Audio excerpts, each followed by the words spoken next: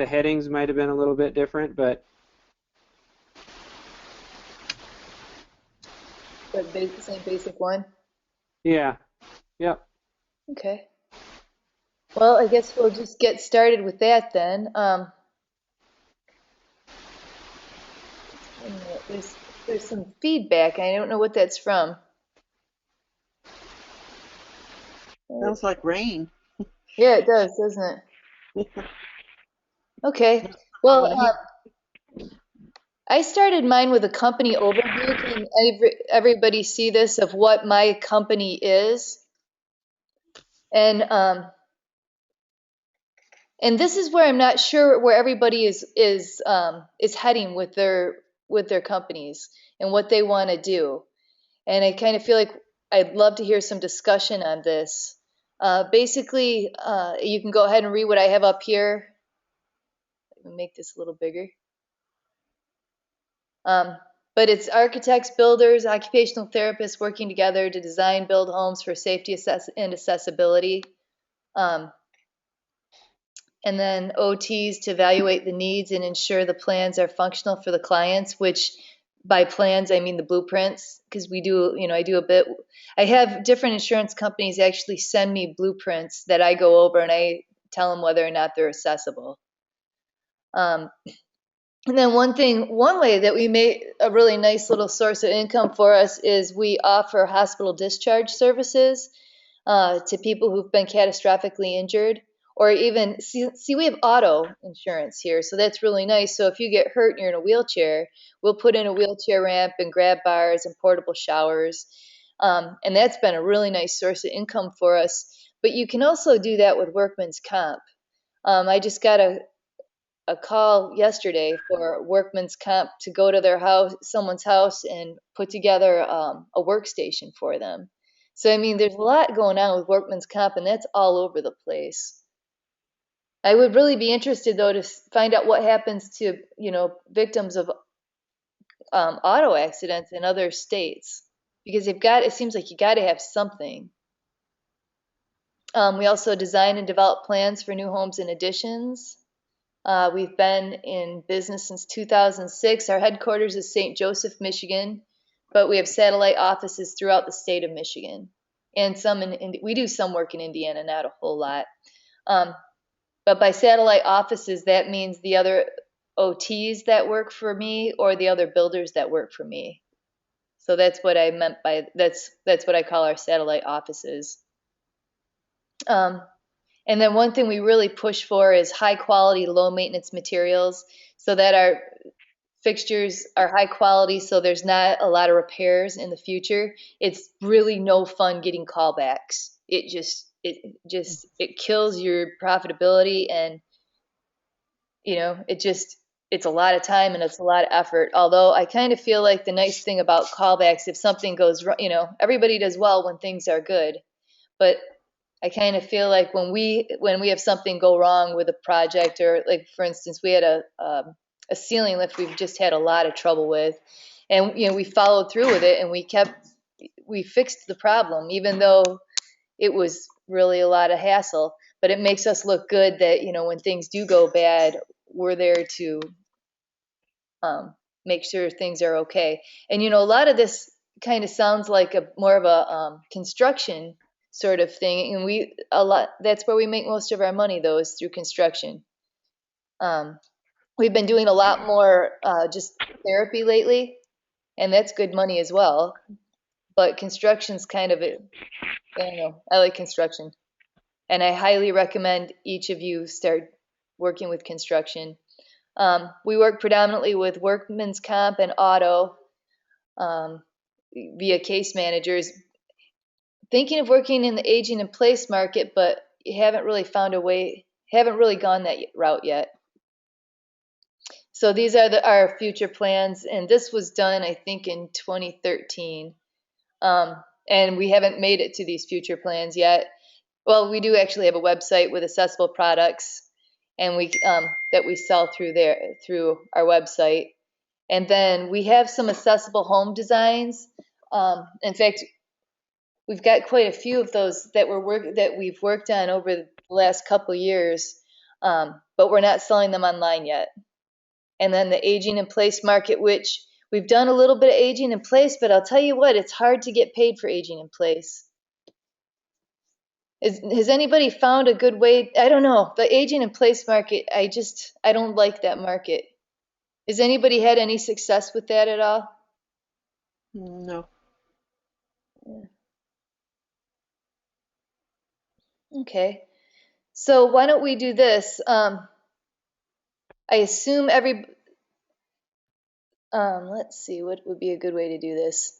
So if we go back to the first steps in writing a business plan, we should start with the overall mission of the business. And again, would like to set mine up. So I'm going to do a business plan based on for the AIMBIG, because I want to really push to make this feasible for others as well. And I don't know how, for all of us. Is anybody else going to be the way I kind of approached this when I started was I started working with a builder. That's pretty much why I started doing the building sort of thing, because I saw the money there. Actually, I received money from that because I was getting 25% of everything he did. And then just every opportunity that came my way, whether I was ready for it or not, I took it. And then I just hired people that had the skills I needed to get it done. That's where the architects came in. That's when I started working with architects, is when I got my first addition. What are the visions? I would love to hear. So this is my vision, to have a handicap accessible, a full handicap accessible company, construction, anywhere from hospital discharges and short-term solutions to whole new houses. I want to design, build grab bars, occupational therapy services, and then to sell on the website, but also to help other OTs to do the same thing. And like, for instance, for the website, and I know I've been talking about it, I haven't had time to work on it, opening it up so everyone in this group can sell through the website too. That way they get, they don't have to pay retail. So you get 20 or 30 or 40%, depending on what I get, off of the materials, which makes it another way for you to make some money on this business, because I haven't seen a lot with consulting. So maybe, I don't know the best way to do this. What are other people thinking? I see Nina wrote, what kinds of obstacles do you have with the AIP market? The obstacles I've seen is people want us to come over and do the evaluation and tell them, what needs to be done, and then not pay for it. And then they don't always follow through with having the modifications actually being done. But I've been reading a little bit about marketing and sales, and I think I've learned a little bit more on that. How about anybody else? What's anybody else found with the aging in place? Do you feel they don't want to pay for the assessment or for modifications? I don't find that they want to pay for anything. For anything. I almost feel like people think that going in and figuring out how to modify a house is simple. And they don't think that it's a skill they need somebody to do until they actually follow through and start doing it. Karen. Uh-huh. One of the places where I've seen people, where I've seen a little bit more room is for people who do have like degenerative neurological conditions, who know that they're going to have to make some changes in their home because they can sort of see the writing on the wall. And I think maybe they're a little bit more motivated to, get work done and plan for some work to be done. So it's a little bit different than just a straight in place. and it's also different than like dealing with like a trauma or an accident, but it's another market. No, I agree. I think if people really, that when people really know they need it, then they need us. Then they want it. Then they're okay with us. But I don't think aging in place. I don't know if they. Yeah, I agree with you. I agree with you. It's been hard. The couple things that I've done that are like private are people who, like, it's sort of like a word of mouth thing, and people have referred a customer to me, and I will go in and do like a private assessment, and I'll give them like a flat rate, because depending on their situation, and I know how many hours it's going to be, I give them a flat rate to go through their whole house and sort of do a functional assessment with them and a home assessment. And then I write up a report with all my recommendations, and I allow them to pick and choose if there's something else that they would like me to do for them or not. And, you know, they can choose to call a handyman, or I might have someone I can bring in. So I give them those choices. I'm not personally confident enough yet to really go in there with the big, you know, with the big bang with, I'm going to help you do your home, the whole, like a whole addition. But I would like to move in that direction, so I should be able to do it because my husband's a home builder. I know you've got but I just wasn't ready with this person.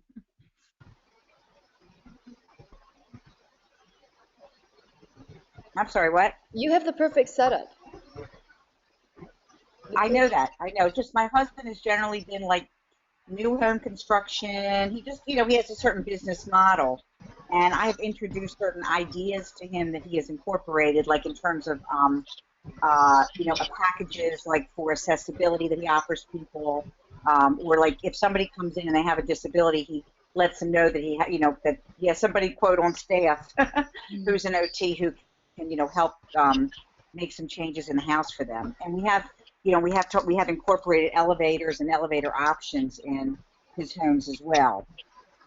So, I mean, that's another area is to go out and provide consultant services for builders and, you know, let them hire you for like a new home construction and, you know, offer your services and say, you know, if you would like to know what's involved in creating an accessible home, you know, have them call you and you can go and be paid to consult with the builder. I mean, that's another option.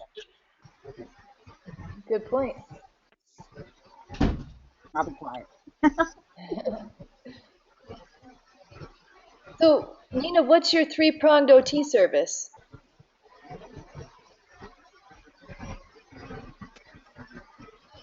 I didn't realize I hit return. I was still writing. I think that my idea is to have private practice traditional occupational therapy.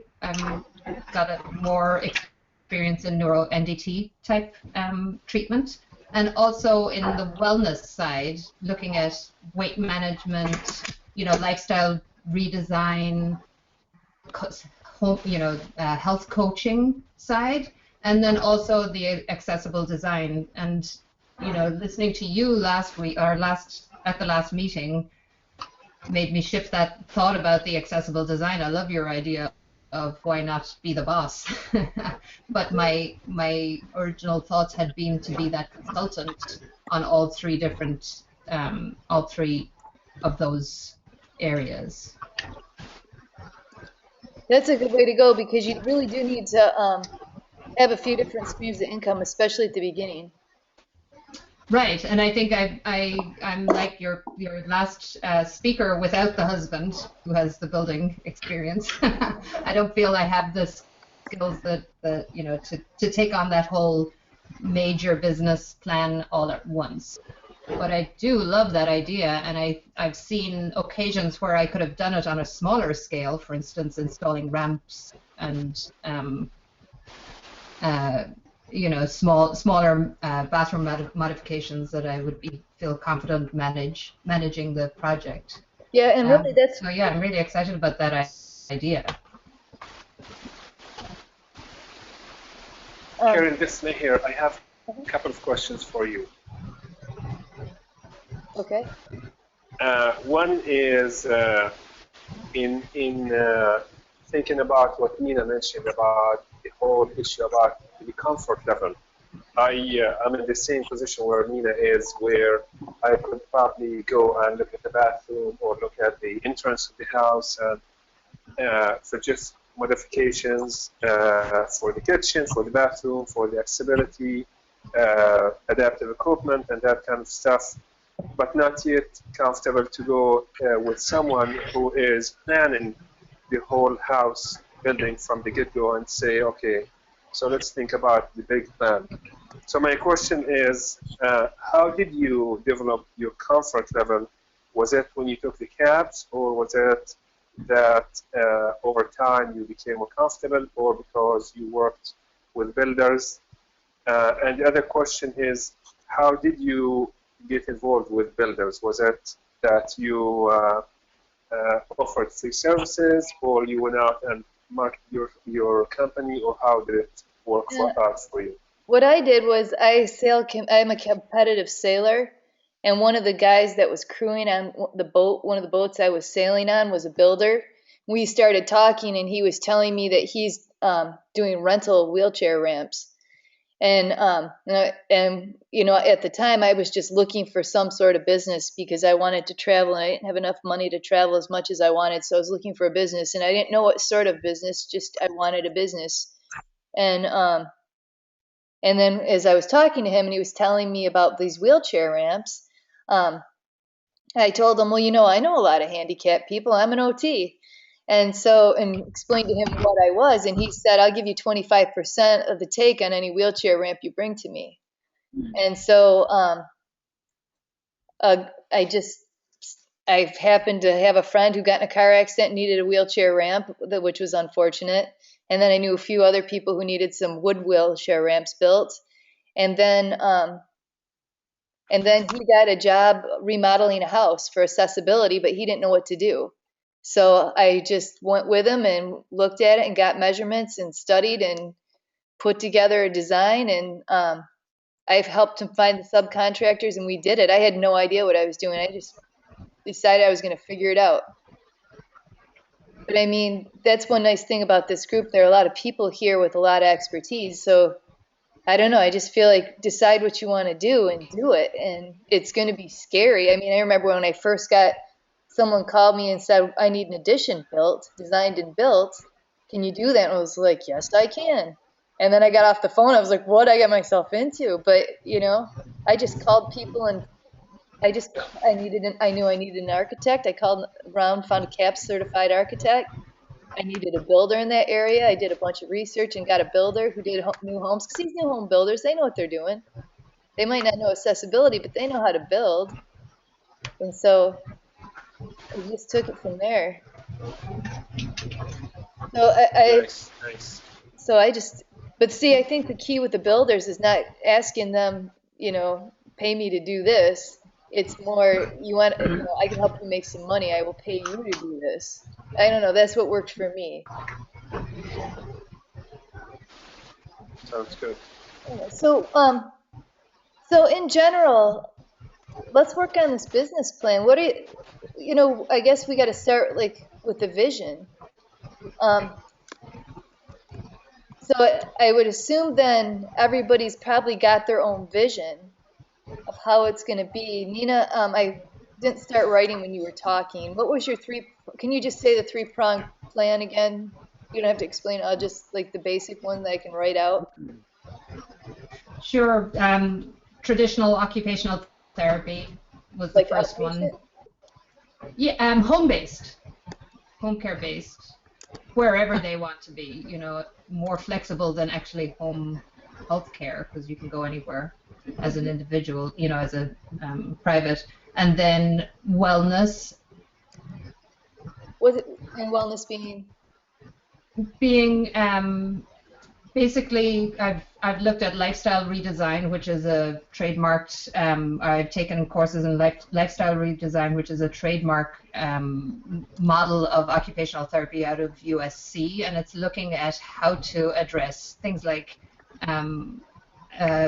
weight loss and anxiety and you know, aspects like that. So just kind of life coaching, but more on the medical side of it. Anxiety management, yeah.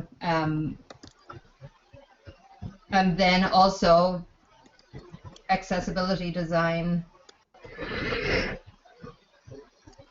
So kind of independence from an OT point of view, independence on a lifestyle redesign point of view, and independence from an environmental point of view. So when you say traditional home-based OT, like I've offered PT at different times just because they wanted PT services and I got PT friends. Would you also do other things like PT or speech? You know, I haven't even thought about branching out further into employing other disciplines, but sure, in the long term, yeah. I think my emphasis or my comfort level is with neurological, you know, stroke rehab, head injury, and so that's often. Neuro is a good place to start though. Yeah, I like it. You know, I think it's got good potential and it's got good skills and you've got good outcomes and people need it for ongoing times and insurance is not always going to cover that. Yeah. So it's like some private pay and some private insurance see that one therapist coming to their home could be cheaper than to have on an ongoing basis than you know, than home health care or outpatient therapy always. So I think that it's got some potential. I think so too. Anybody else have a vision that they want to share as far as how they're looking at this? Because it'd be nice if we could just sort of maybe even combine some of these. Anybody else have any thoughts? I'm just going to kind of put mine into the chat, and I'd like to hear some feedback for the vision statement.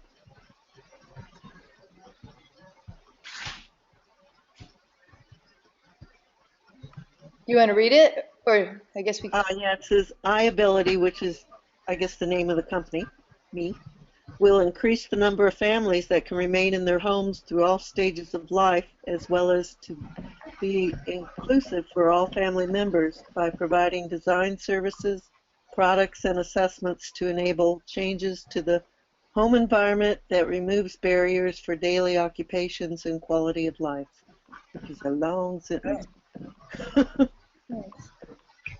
And that's just the vision, I guess. That's a good place to start, though.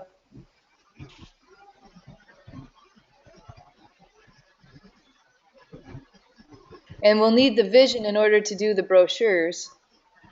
Yeah, and I took a number of the small business courses through the community college here, and they offer them for free.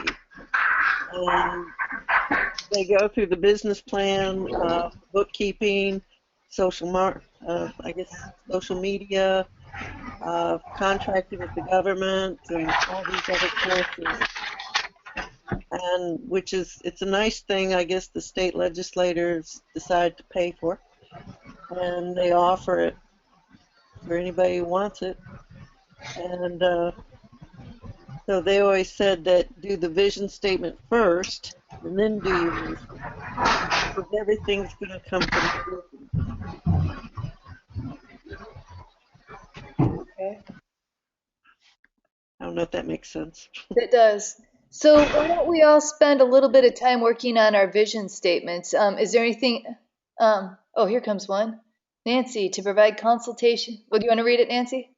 Sure. This is what I have on my resume. It was actually before I started my business, but I gave some thought to this. So to provide content as a community-based, independent geriatric occupational therapist, facilitate safe and successful aging in place, and enhance quality of life for the senior population.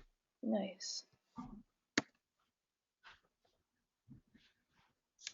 Anybody else have one that they would be willing to share?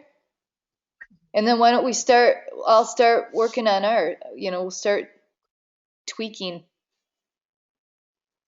I'm trying to look for one of my, I don't have my vision statement on here, but I have it on my, my brochures, and I don't know where my brochures are right now.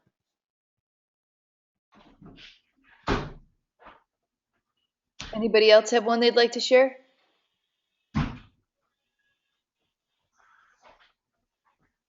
Excuse me one second. Maya? Maya! I gotta. Anyway, anyone else have one that they'd like to share?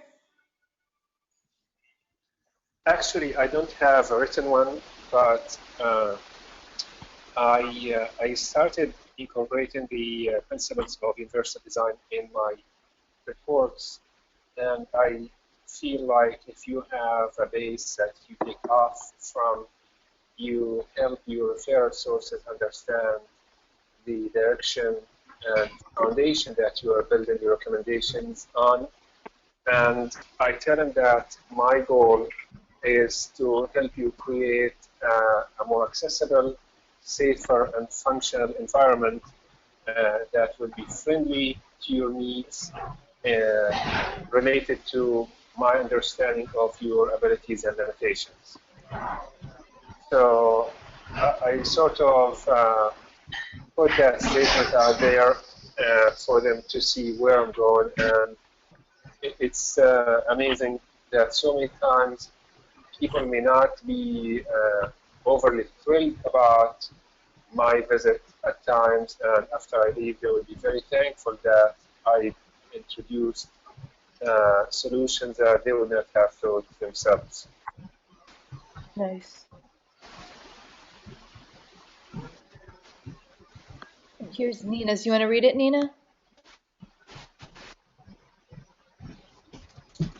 Sure, I'm still working on this because I'm not sure if if it needs to be more specific than this, but adaptive independence is one of the ideas I have for a name of the company. Adaptive independence will be recognized as a successful, creative, knowledgeable, professional, and transformational, transformative resource of choice for older adults and others with or without disabilities who wish to enhance their participation and engagement in life on their terms. I like that last part, especially on their terms.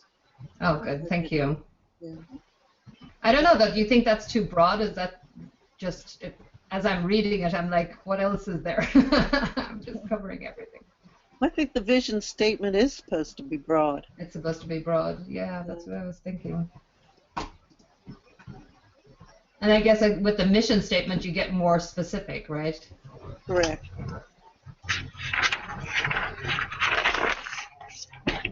Does anybody else have one? You know what, though? I wonder, because I always wonder, do people understand what adaptive independence is? You know, I think it's, but this is your vision statement, so as long as you understand it. Right. I think that's one of my challenges with finding a name, is something that means something to me, but also that will explain that the people looking for what I do will find it. Yeah. Or that when they see it, they go, oh yeah, that's what I need, or my cousin needs that, you know. My only other question, though, with yours, what kind of resource is it going to be? What's your vision for the resource itself? I guess when I'm writing this, I was looking as occupational therapy. You know, I was looking at myself as a resource, but maybe I need to be larger in that. Yourself, because yourself as a resource for like my skills as an occupational therapist. I'm sorry. Yours is what? My skills as an occupational therapist. Okay. So I guess what I'm trying to ferret out is, and that would be the home-based OT, the wellness, lifestyle redesign, and the accessibility design? Right. Okay. And forgive me, Nina, but so what would you want to do for people? I mean, what kind of people do you want to come to you? The older adults? Okay, so that makes sense. For participation in life. I just want to make sure that some of it cannot be as broad, so that way we can, it just gives you a better target if it's, you know. If it's more specific. Going towards. Right, I hear you. So, like with your three-pronged approach, where are you going to start with that? Well, right now, I'm sorry, I think right now I have I have some contacts with primary care physician, 2 separate ones, who are looking at concierge medicine, and they are looking for the wellness side of it. They're looking at people who are coming to them with pre-diabetes, some older executives who are looking at their lives and saying, where am I going next? What can I do? How can I change my habits? So that's the wellness side. I have some contact with that part of it. I feel like I have some training in the accessible design part, but I haven't gotten into that market yet, and I'm not sure. I've been kind of floundering as to how to make that happen. And the traditional OT part is again looking at those case managers was where I was looking at for that. It's really nice because your 3-pronged approach really fits together well. You can do all 3 with the same people. I think so, but I think that my problem is that it's very broad at the same time, like exactly what you were saying about the vision statement. It's not very well defined. Well, what I find is you have to choose one. These almost could be 3 different businesses, and it almost seems like you need to choose one and focus on it, because otherwise it's just too hard, because it's almost 3 different markets. Right. And stay with this group even if you don't choose accessible design, because it's still about building your business and being an entrepreneur. But what does anybody else think? Because I just find, for me, that's why I haven't gone into aging in place. Just even hitting different markets is hard, because there's so much to do with one market. It's hard to divide your focus. What does anybody else think about that? I think that by nature, as occupational therapists, our interests are so broad and our training is so broad. Yeah. Like that's an occupational hazard. It's the joy and also the hazard of OT, where we have so much flexibility and freedom to think and embrace different things. But then when it comes down to really focusing and really zeroing in on one thing, I don't think that's always our forte. But I think you're right that it probably needs to be, and to feel like you're an expert in one part of the market, and really know all the products, and know what the latest is, and know the legislation, and know what's out there about that one target area. Then you're sort of an expert in your neighborhood, and people can say, well, you should call that person. She really knows that, and he or she knows that area. Yeah, good point. It sounds like if you're targeting the market, then you're getting into your mission statement rather than the vision statement. Because it's getting more focused. As I look at this, I just think, how could you combine all 3 into one focus? Yeah.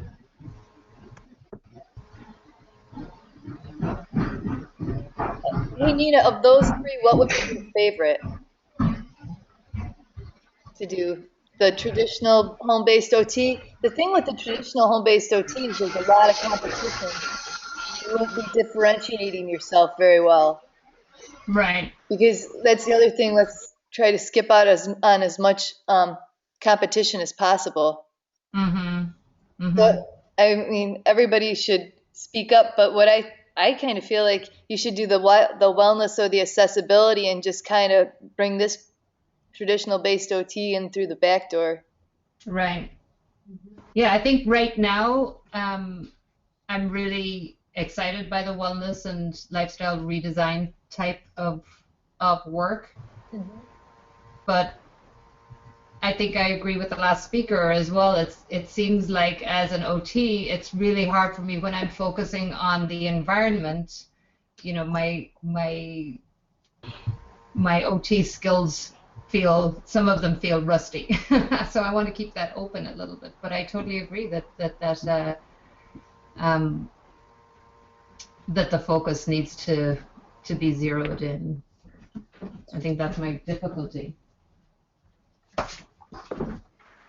Well, and I would think as far as just flat out OT, if you're not doing anything like with a builder or anything, the wellness, there'd be a lot more repeat business from the same customer because that would be ongoing. Yeah. I'm sorry, I was distracted. Can you say that again? No, it just seems like with the wellness, if you were just going to do flat out OT and you weren't going to do any of the building, Mm-hmm. that there'd be that's a lot more long term. Right. Because the accessibility, I mean, it's like probably a 6-month process of, doing the One evaluation, job to working on another. the design, and getting the materials. Mm-hmm. Mm-hmm. I have to agree. I think the wellness is more what I guess the trending is for health and aging. Because I was just reading, uh, I guess, a pamphlet put out by the CDC about the state of aging and health in America, and it's Mm-hmm. 2013, which is fairly recent, and it all focused pretty much on the wellness. And I was trying to find something on home mods, but I think the wellness is a big push that you'll probably see more of, I guess coming from the government and health Right. agencies.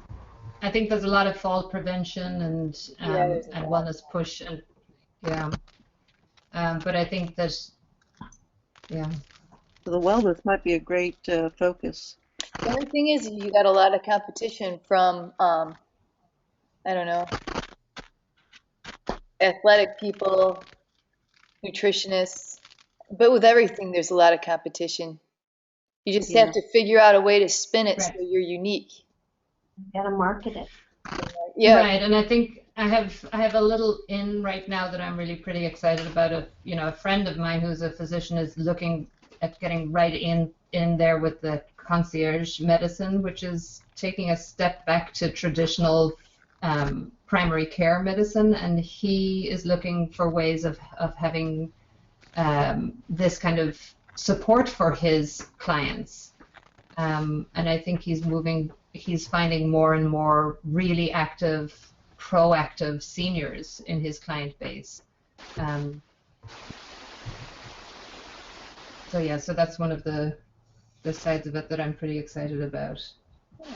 You may be interested in looking into the model of wellness developed by the Department of Health and Human Resources.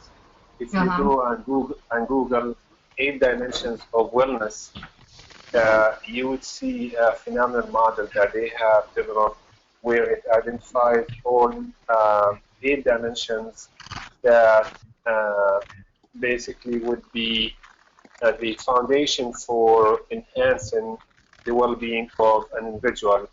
And the ones I can remember from those would be intellectual, environmental, occupational, social, spiritual, physical, and uh,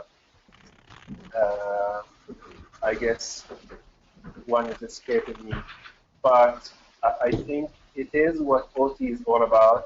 And I was talking to my students about it today that we could be treating an individual with a stroke or even a finger fracture, but at the end of the day, uh, you are looking at the well-being and how your intervention is going to enhance their overall well-being to the best of your ability within the setting that you are working at.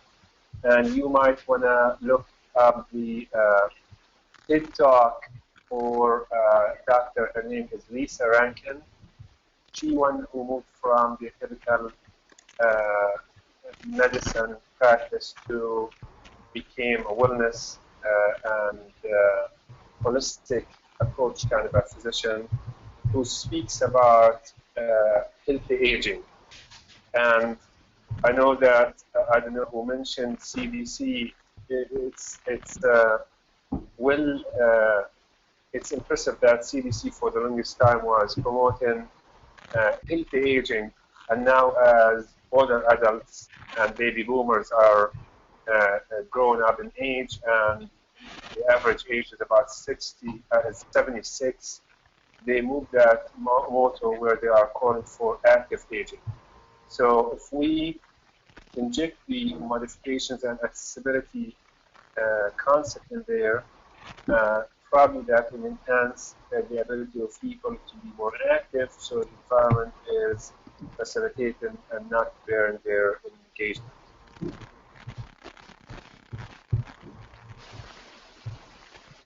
That's very interesting.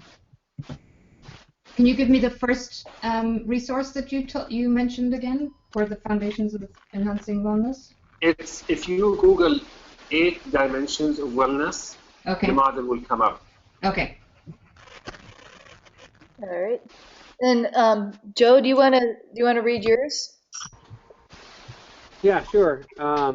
I left the name of the company out because that hasn't been officially established or anything yet, but the mission of whatever it might be is to provide a full spectrum of home modification services to elderly and disabled clients. The home can become an inaccessible and inconvenient place as function declines with age or physical disability. Every person deserves the opportunity to live in their own home for as long as possible, regardless of age or ability level. A company that provides both remodeling and consultation services for home modification projects can make that opportunity a reality.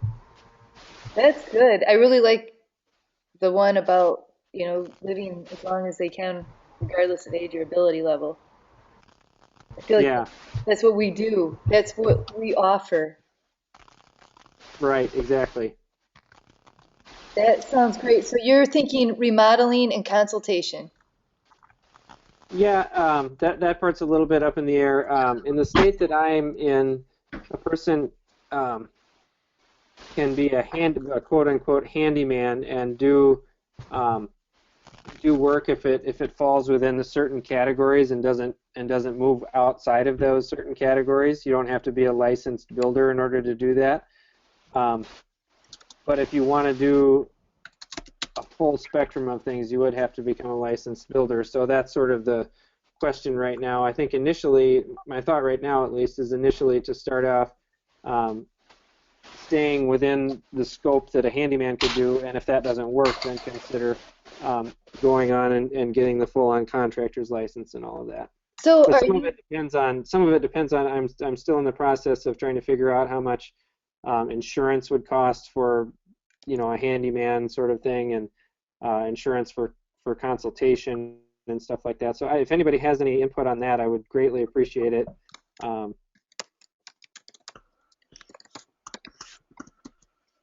So are you thinking of doing the actual construction yourself? At this point, my thought is to do only projects that would fall within what a handyman could do. So I wouldn't be a licensed contractor, but if that isn't marketable or profitable, then I would consider going and doing the work myself, or like you do, hiring subs to do the work. So when you say a builder's license, you would only do handyman services like grab bars? Yeah, grab bar. In Minnesota, you have to stay within, like I say, a certain scope. So I would be able to do grab bars. Could probably install like swing away hinges to make doorway widenings wide enough for people to get through. Person could change out thresholds, do stuff like that. I don't know how it works in Minnesota, but in Michigan, if you want to provide building services like any sort of construction services, you have to have a builder's license attached to your business, and you can hire someone to.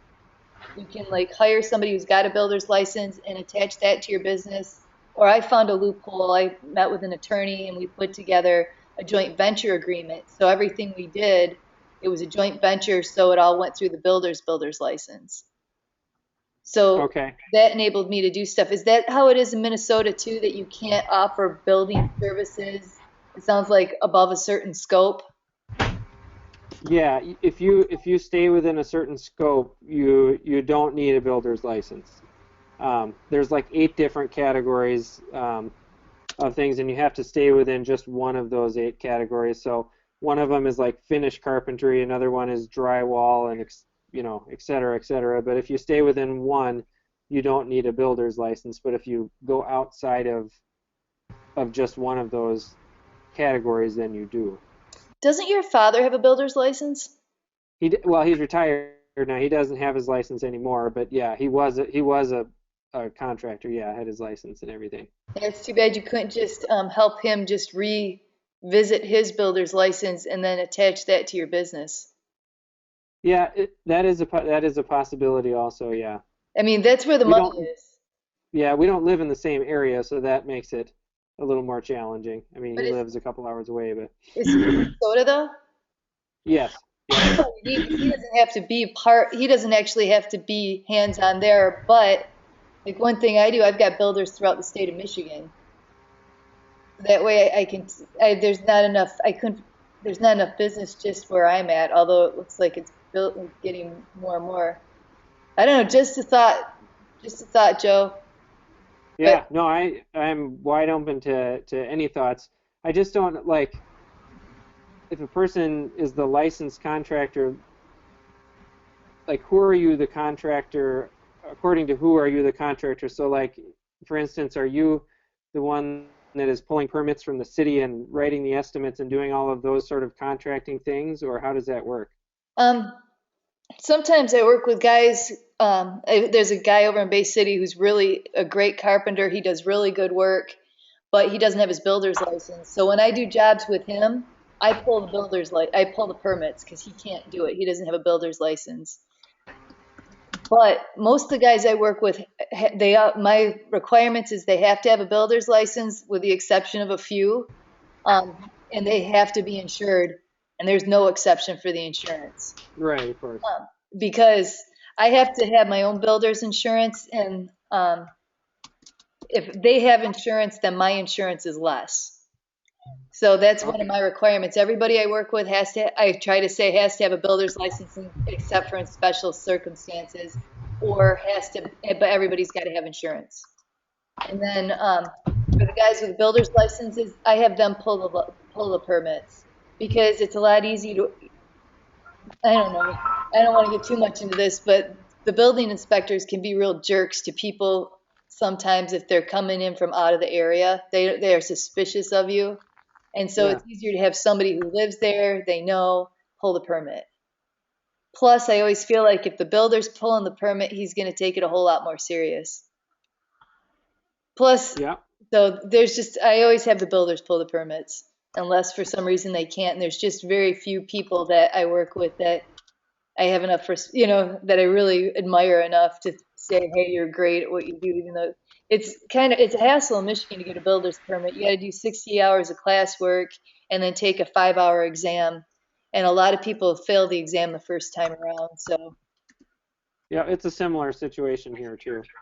but you know what? I'll never regret getting my builder's license. Sure. And it made it I still do the joint venture agreements. It's just that it's easier for me I just have a lot more credibility with the builders and with the other people that I work with, since I've got the builder's license. Plus, I don't have to rely on anybody else's builder's license. If we need a builder's license for something, I got it, Sure. So in those cases then where you hire a builder, I assume that they're the ones that are pulling together all the subs and all of that kind of stuff, right? Most of the time. Sometimes I do the subs. I don't like to, though, because I feel like most of the builders have subs they like to work with, Yeah. and they work better with people they know rather than me throwing people in the mix. So I got a few jobs where I pull in the subs, but I prefer if somebody else does. I prefer if the guys work with people they know. Sure. And then Louis just wrote something in for you. You want to explain that, Louis? Yeah, I thought it was kind of a neat business model. One of the guys in the CAPS class, he was exploring maintenance retainers. I guess basically dealing with, I guess, the older homeowner, especially little old ladies, I guess. I like it. And rather than, having to fork out a whole lot of money for a repair, they just kind of monthly would pay him, and then whatever repair he needed to do, whenever it was needed, it's like he was their little bank. And they felt comfortable with that. But I thought it was kind of a great idea. I think it's a really good idea. Yeah, that's an interesting idea for sure. Yeah. You know, Joe, it sounds like, you know, there's a depending on how involved you want to become, you know, there really could be an interesting model of a really well publicized company that does the grab bars and maybe the ramps and some things that are like easy for you to just sort of wrap yourself around, and you network with hospitals like sort of like Karen does, so that they know that those are services that you're just ready to go with that, you know, for quick discharge situations. And at the same time, you can then sell yourself that you can also provide a consultation for other things that they might need down the road, where you can do the full house, you know, assessment, functional assessment, and, you know, sort of get your feet wet with other parts. But I think you could. Can you make much money just doing grab bars and ramps, Karen? Yeah, I mean, it's good money, especially if they're rental ramps, the aluminum rental ramps. Those are really good money. The thing That was that concerns me when I hear this, though, Joe, I got to tell you, it's a lot of effort to build a business, and there's so many different aspects to it. You know, marketing plus fielding the calls, doing the problem solving. Um, we were so busy this year. I had to go out and build ramps and install grab bars and handrails and all that, and it just took so much of my time. And I just felt like I could make more money and be more useful to growing the business if other people would be doing that instead of me. I don't know. sure. Yep, yep, absolutely. It kind of made me angry. I mean, I was just like, why am I out doing this? You know, this is not what my role is in the business. This isn't how I serve my business the best. Sure. Yep, that makes sense. But, you know, so that's my 2 cents on it. Yeah, But no, that's very much appreciated. yeah, and you know, just one quick thing. We won't get into builders now, but you've got a really good start, Joe. You need to name your business, though. Yeah, I have some ideas. I haven't gone through the attorney process of finding out whether those are taken or not. I have a You don't need list to of go through a the few attorney ideas. process, though. Maybe that's what we should do before the logos is do a quick session on naming, because I don't remember how I did it, but there's a government website you can go to and put in the name and see if it's been taken. Yeah, I have that written down somewhere. I don't remember where it is either, but yeah. Yeah, so maybe we need to do something like that even. So Jen, do you want to go ahead and say yours?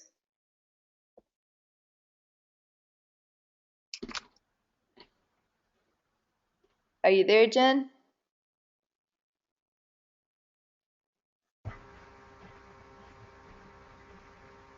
There she goes.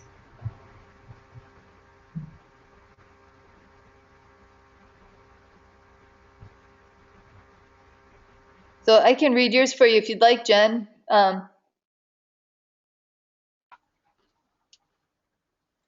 Home for Me will be a highly regarded consulting company working in tandem with construction companies, contractors, architects, and homeowners to develop solutions to physical accessibility needs.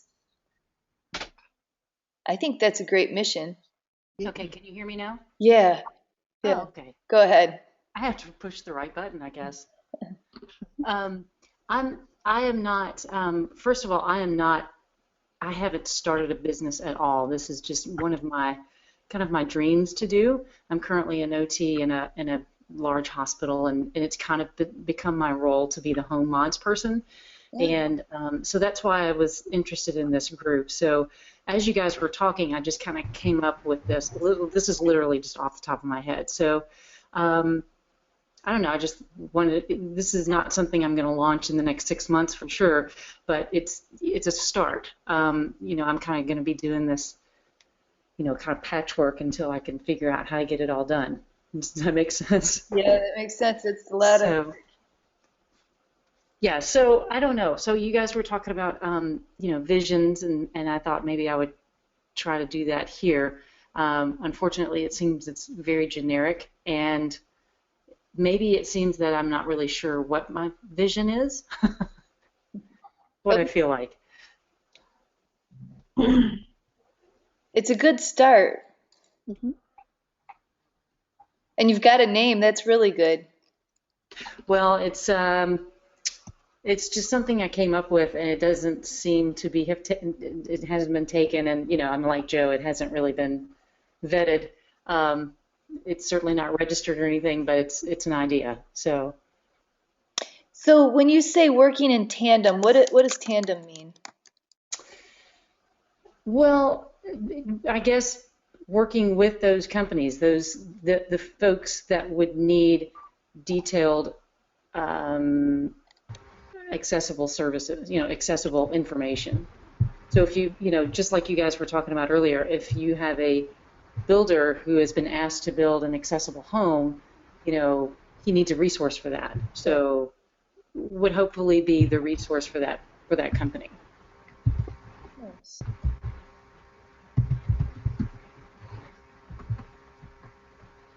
So would you want, the thing that I always wonder is, I've worked with architects before and I've been paid by like auto insurance, and the architects have told me, "Oh, it's so great working with you. I'm going to start using you whenever we have this come up." I had one call me a couple weeks ago and say he wanted me to work with him on a project, and I told him that sounds great. And how am I going to get paid? And I asked him, "Are you going to pay me?" And he's like, "Well, no, I didn't think I would." And I said, "Well, it sounds like I need to talk to the homeowner." And he's like, "Oh, the homeowner doesn't have any money for that either." Oh, well. Yeah. So, I mean, I feel like people don't really, and maybe that goes back to not understanding OTs, but I feel like people don't really value our services. Right. I don't like to say that. Well, there's just no line item for that anywhere. Yeah. So people don't think that it's a service, so they figure if they can just, maybe chat with you and get the information. Yeah.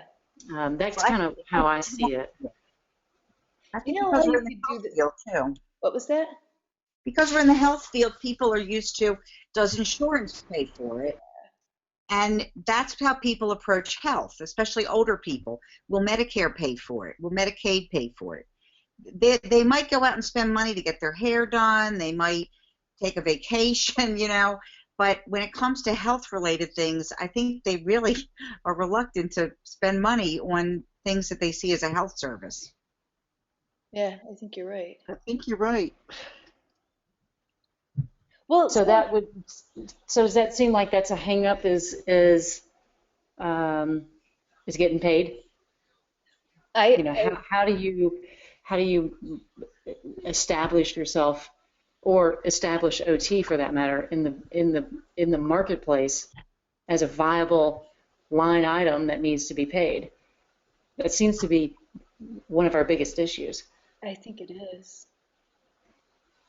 That's hopefully what we can do is help promote OTs as experts Right. worth paying for. You know what I would do if I were in your position, Jen, and I was at your stage? I would register that home for me DBA just so you got it. You're ready Uh-huh. for it. It's $10 to do that, by the way. At least. Oh yeah? Yeah. Where do you live? I'm in Georgia. So anyway, but if I were you, I would find a contractor. And do you go to people's homes? I do under the umbrella of the hospital. I mean, so do you ever recommend builders? I do, but that's an area that I'm not really sure how touchy that is. You mean with the hospital? Right. Because that's one thing I heard a lot at the AOTA conference that that OTs were recommending builders to do different things. Well, and I know several builders actually that are very good at accessible, they understand all that stuff and they understand our clients in particularly, but I've gotten, kind of the word from legal that, that's not, not to make those recommendations. Oh, that's too bad. I mean, I don't even know, I mean, I guess for preferential, I mean, it would be preferential treatment, I guess. I don't know. Yeah. I think it's more the deep pockets, that if the builder turns out not to be what the homeowner wanted, they're going to go back to the hospital. Yeah. As far as True, I saying, guess we you could know, be you liable recommended for, that. So yeah, that's true. that's probably why, more so than anything. So can you say to the homeowner, you know, these are my recommendations, and then if they pull the builder in, start working with the builder Yes. Mm-hmm. and get paid for that? Well, Through it's the right hospital? now, it's not an additional service. It's just part of their per diem, I guess, in the hospital. Yeah. Because it's an inpatient rehab, so it's just part of their daily charge, I guess. Nice. 'Cause it'd be really nice to use that as a way to like really figure out your market. Right. And what kind of What patients predominantly? spinal cord injured and brain injury. See, those are the kind, I hate to say, that you want just because they're the ones they don't have a choice. Right. They're catastrophic and they need it. I mean, Yeah. and a lot of times they can't even leave the hospital. You know, I mean, I guess that's obvious, you know, for obvious reasons. Yeah. You know, after a traumatic event, you can't even leave the hospital until you have at least a ramp. You know, something has to be addressed before you go home. So, Yeah, you can't yeah. really do it for your clientele, but it'd be nice if you could learn the ropes on what goes on and how it works, and then get together with an OT and another rehab that's similar to this one, to yours. I don't know how big Hmm. your city is, and then they, work with them, because it's the social workers you'd have to work with. Oh, really? Well, I mean, I don't know. Social workers are the ones who recommend They make the connections, yeah. for the rehab. I Hmm. mean, how come they can do it and you can't? I I think don't different know. states have different rules. Yeah, I don't know, but I'm just saying the social workers recommend my construction company. The ones from Mary Free Bed's the big one by us. That's a big rehab. So just a thought. Yeah, I may have to dig into that a little bit more I would because love. I'm wondering if I could get, you know, I've already established a pretty good rapport with two particular um, builders and remodelers that, you know, that are familiar with our patients. But if I can get them on, if I'm able to actually legally recommend them, then that would build up, that would almost build up another business, Yeah. almost. Hmm. But then that creates, I just don't know legally how that creates, Yeah, you there's know, conflicts.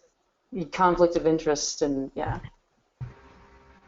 Yeah, that'll be interesting. Keep us updated. We should talk I about will. that some more because you're not the only one in that position, I would bet. Yeah. It's tough to get answers though.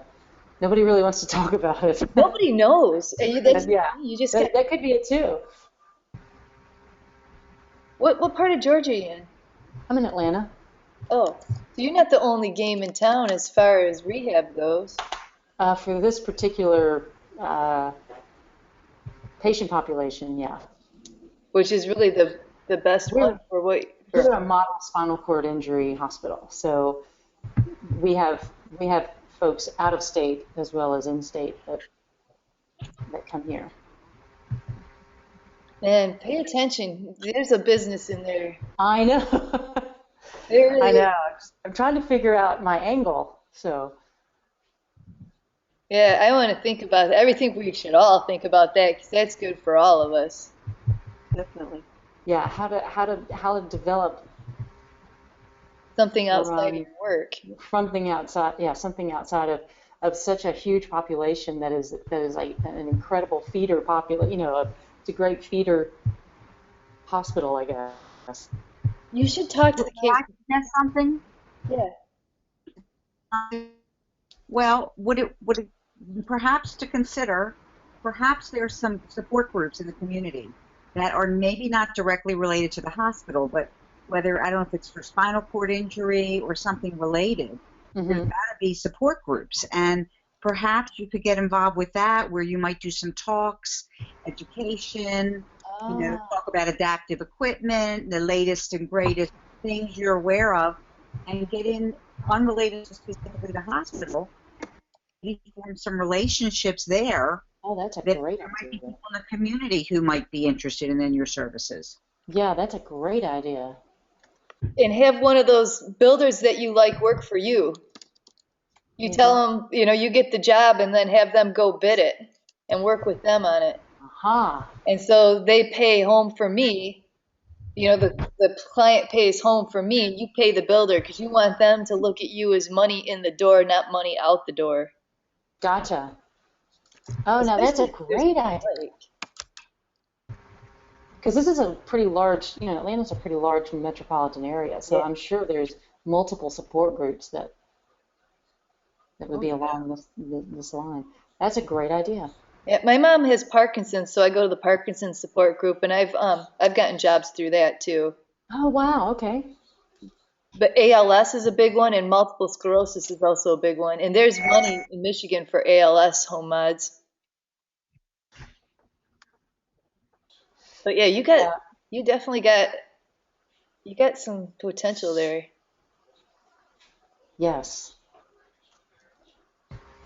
Well, thank you for your advice. Yeah, let's keep up with that though. Keep us updated because it's something for all of us.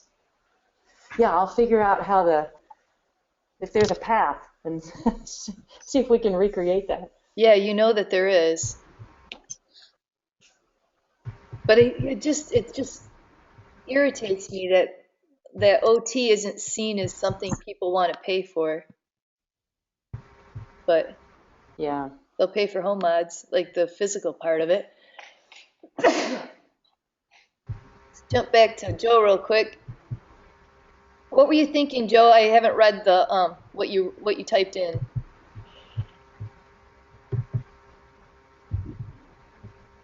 Are you there?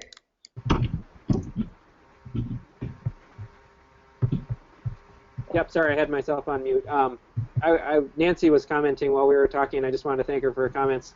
She was saying how one possible avenue would be to do the grab bars and ramps and also provide the consultation service for hospital clients and things like that. So I didn't know who had said that, so I was trying to find out who had mentioned that. Yeah. But I hear your point about how it gets to be too busy if you're the one that's actually doing the work. So I think I'll just have to get started and see kind of where it takes me. Definitely. Anybody else have a vision?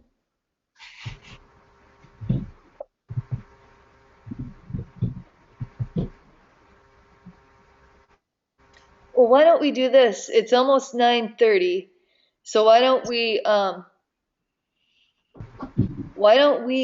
have everybody needs to have a vision statement by the next meeting, and we'll put them up and we'll talk about them and just go from there, because it's really, that is the first step, and then from there we'll start working on our objectives. Okay. Does that sound good to everyone? I'm also going to I tried to get a hold of Deb Lindstrom Hazel, and I used an email address that I had from her from like 6 years ago, and she didn't respond, so I need to find out what her current email address is. And then, please keep thinking about the AOTA conference. Put that on your schedules. I started getting everything ready for me. It's April 7th through the 10th. And we'll talk a little bit more too about what we'll be doing. But one thing is Frank Lloyd Wright, I'm sure, I don't know if he's just a Midwest icon, but he's got a home that he designed, and it's about 3 hours outside of Chicago. So I thought maybe, and then we were talking about age-friendly community near Chicago. But I thought even if we wanted to do like the Frank Lloyd Wright thing, we could get on a bus with Wi-Fi on it, hopefully, and work on this sort of thing on our way out to see.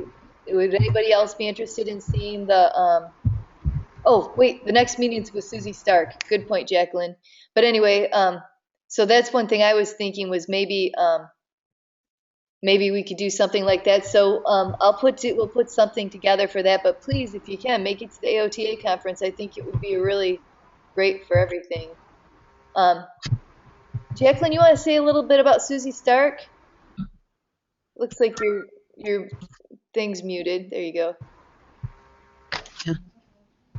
It's her name is Susie Starks. She is a teacher at the Washington University here in St. Louis, and she teaches home modifications. That's pretty much what she does. She has a lot of research on that area. Great. She has done one research she was doing about how to prove to Medicare that if Medicare pay for home modifications, then people will fall less, and it will be actually cheaper for Medicare doing the home modifications, paying for the assistive devices and stuff like that. So she does a lot of research on that area. That sounds wonderful. Yeah, I can't wait Yes. to learn more about. And she just published a book on home modifications too. I don't know if you guys saw that. I didn't see that at all. It is in the AOTA. I saw in the AOTA website. Nice. Well, I'm hoping she can show us all that while she's here next week or in the next couple weeks. Yeah, I will email her and confirm with her. Okay. And then I'll let you know, Karen. But that's my understanding. She was good to go for the 19th. Perfect. Yeah, I totally forgot about that. I'm glad you brought that up. And then we'll also send out an email to anybody and with a survey to see when people want to meet to do logos, and maybe we'll do business names as well. Louis put together a really nice presentation on things to think about when you're doing your logo, and so I'll send that to everyone. This can people see this on the screen? These notes that I've taken. Yeah. I'm not going to send these out to the whole group, just because unless I don't know, I kind of feel like it's more for those of us who are at the meeting. Okay. As far as sharing our vision to the whole group, maybe it's something we just want to keep to ourselves for a bit. But so the goal for next week, though, or for the next meeting, we're going to be talking with Susie. But we'll have to work on your vision. Let's go over some of these visions as well. Maybe we'll have we'll go a little later, or, we'll talk to Susie about, how long hers will go, something like that. Or maybe we'll have a different meeting just for the visions. But this is an important part of getting the business going and, making it work. Is getting your vision together first. And I have sort of a vision for this group, and I'd like to talk about that later at some point. And but we'll deal with that later. So, does anybody else have anything they want to say? Thank you, Karen. It's a great Thank you, Karen. Yeah, this was great. Thank you guys all. I mean, always a lot to learn. Definitely. It was very helpful. Oh, good. Okay. Well, have a good night, everyone, and please work on your vision and the names of your business. I mean, maybe the vision comes first, the name comes second. I don't know. But I'll send out something on naming your company too. I know there's a lot to it. All right. Thank you. Thank you. Good night. Thank you. Good Good night. night.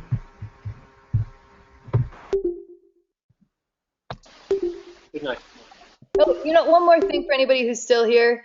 Anything, if anyone is comfortable posting on the monetizing home mods, that would be a good place too to work on our visions.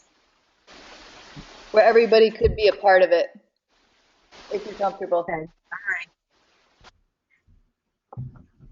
right. Okie doke. Yeah. All right, thanks.